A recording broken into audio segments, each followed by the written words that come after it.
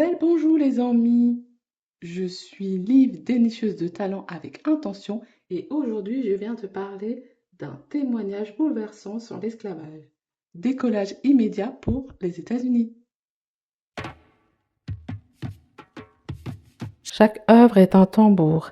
Ici, on fait vibrer les voix que l'on tait.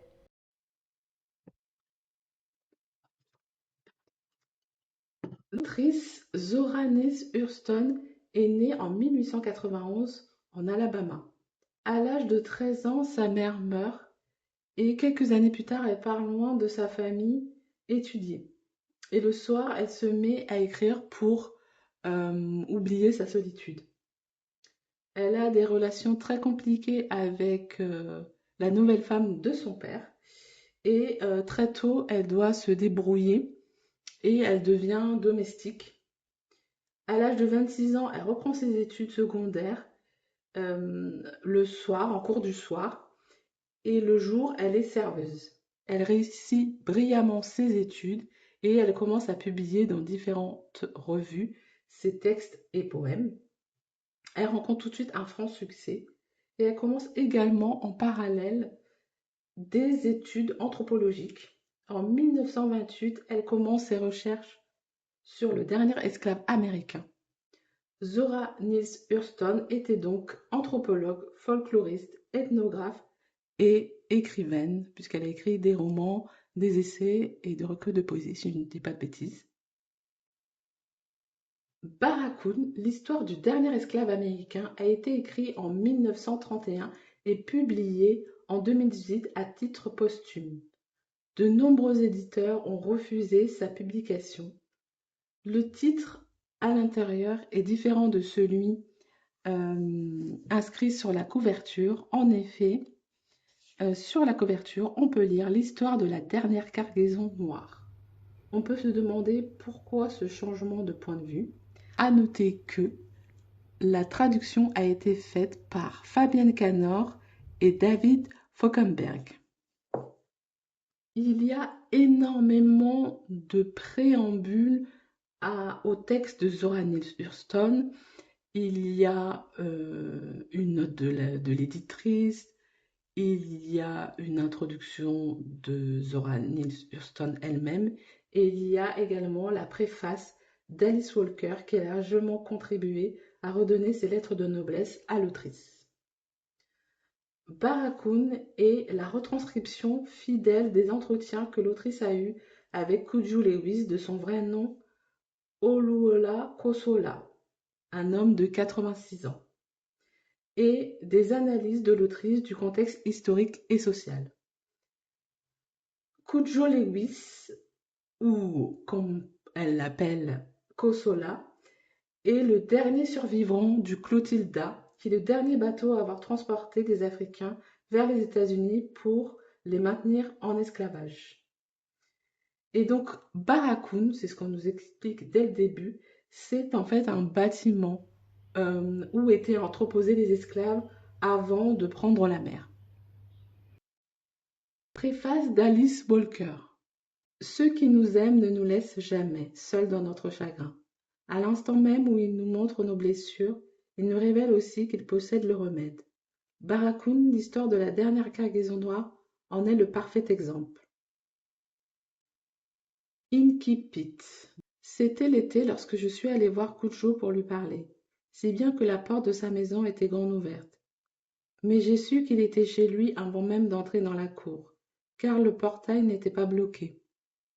Quand Cudjo descend travailler dans son champ derrière la maison, ou qu'il s'absente, il verrouille toujours sa barrière, ingénieusement, avec une cheville en bonne invention africaine. En montant les marches qui menaient à sa véranda, je l'ai appelé par son nom africain, et il a levé les yeux vers moi, surpris de me voir sur son seuil. Il prenait son petit déjeuner dans une gamelle, émaillée, avec les doigts, comme on le fait dans son pays natal. Alors, quand j'ai commencé ma lecture, j'avoue, première chose, j'étais un petit peu déstabilisée, parce qu'au départ, j'avais pris ce livre parce que j'avais énormément aimé Mes leurs œufs dardés sur Dieu de cette autrice. J'avais énormément aimé la plume. Et je m'attendais à retrouver ça en fait. Et du coup, ça n'a pas été le cas. Donc au départ, j'étais déroutée par le fait que ce soit une retranscription de dialogue. Mais très vite, j'ai compris que Zora Neale Hurston voulait travestir le moins possible les propos de Oluwole Kosola. Et j'ai trouvé ça très courageux de garder ces mots et très respectueux aussi. Cela démontre que la voix de cet homme compte. Page 39, préface de Zora Neale Hurston. Ce livre est l'histoire de la vie de Cudjo Lewis, racontée par lui-même. Il n'a nullement la prétention d'être un document scientifique, mais, dans l'ensemble, Cudjo est assez précis. Il se montre un peu brumeux sur certains détails, mais, 67 ans après les faits, il faut certainement ne lui pardonner. Si j'ai couché sur le papier des citations de récits de voyage au Dahomey, ce n'est pas pour donner à ce texte l'apparence d'une biographie soigneusement documentée, mais pour mettre en valeur la remarquable mémoire de Cudjo. Cela montre l'histoire singulière, mais en même temps, elle revêt un caractère universel, puisque plusieurs millions d'Africains ont connu un destin similaire aux États-Unis et dans la Caraïbe, notamment. Ce récit nous rappelle que ce qui s'est passé n'est pas si loin dans le temps, c'est contemporain. Et on a encore aujourd'hui des conséquences tangibles. Au hasard, le chlordécone est un exemple de ce colonialisme et de ce racisme, mais il y a plein d'autres exemples. À l'écoute de son témoignage, c'est palpable la force et le courage qu'il a fallu à ces hommes et ces femmes pour construire une vie à la fin de l'esclavage. Ils ont créé une langue, des traditions, toute une culture, en somme, à partir de rien, tout en faisant face au traumatisme qu'ils avaient subi. Ce qui me frappe, c'est l'absence de haine dans tout le récit de Kosola envers ses anciens maîtres. Kosola décrit les faits et ne prend pas position. Il décrit certains esclavagistes comme de bons maîtres, et je me demande comment on peut être bon en possédant un autre être humain, en fait. C'est comme un meuble, voire même comme pire qu'un meuble, parce que les meubles, au moins, on en prend soin. Cette absence de haine vient sans doute du fait que la religion prend une place importante. À un moment de sa vie, il ne peut plus travailler, donc il obtient un poste dans une église. Il va avoir un peu un rôle de griot, de conseiller. Il recrée en fait une Afrique, quoi, une Little Afrique aux États-Unis. Et d'ailleurs, la ville s'appelle Africa Town.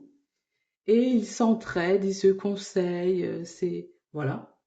Et j'ai relevé aussi dans le texte la méfiance dont il fait preuve envers les Afro-Américains, et ce qui est une conséquence, à mon sens, du colonialisme. Les principaux thèmes sont le déracinement, l'identité, l'esclavage, la résistance, la mémoire, l'oralité et la poésie. En effet, page 199, on nous dit: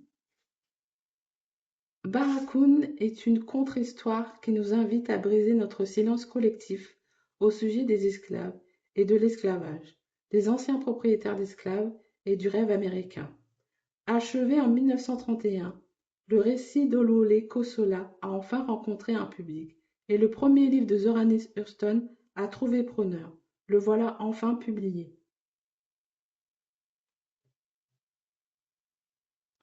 En conclusion, on peut dire que Barracoon est un documentaire historique à portée universelle. C'est un récit bouleversant sur une partie de l'histoire qu'on a longtemps tue ou déformée à l'avantage des colons. Ce livre est un travail de mémoire et redonne la dignité au peuple noir. Si tu veux aller plus loin sur ces thèmes, je t'invite à lire Mets leurs yeux dardés sur Dieu, le premier livre que j'ai lu de l'autrice et qui a été publié en 1939. C'est un roman de 320 pages où on suit une tranche de vie de femme. Et moi, j'ai beaucoup aimé ce roman. Je t'invite également à lire Un océan, deux mers, trois continents de Wilfrid Sonday. C'est un roman qui retrace la vie d'un personnage qui a vraiment existé. un homme religieux envoyé en Europe pour arrêter l'esclavage. C'est un roman de 272 pages publié en 2018.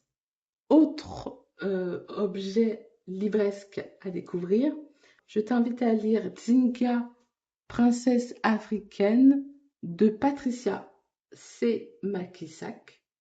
On suit la fille d'un chef de tribu africain qui lutte contre l'esclavage. Au niveau de cinéma, je t'invite à aller voir Nichel Nimet de Simon Mountairou. Ce film parle principalement de marronnage, c'est-à-dire le fait pour les esclaves de s'enfuir et de créer des communautés libres dans des endroits difficiles d'accès généralement. Il est sorti en 2024. Je vins au monde vers l'an de grâce 1583 sous le nom de Nsaku Nevunda et fut baptisé Don Antonio Manuel le jour où l'évêque de l'Église catholique du Royaume du Congo m'ordonna prêtre. Aujourd'hui, on appelle Negrita la statue de marbre érigée à mon effigie à Rome en janvier 1608 par les soins du pape Paul V. Je me suis tue il y a plus de 400 ans. Mes mots se sont perdus dans le silence de la mort. Mais, aux curieux qui s'arrêtent un instant devant mon buste, j'aimerais dire combien je regrette d'avoir été, au fil des siècles, réduit à la couleur qui jadis teintait ma peau.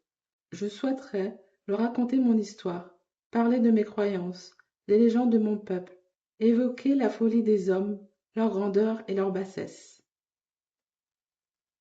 Merci d'avoir regardé cette vidéo jusqu'au bout.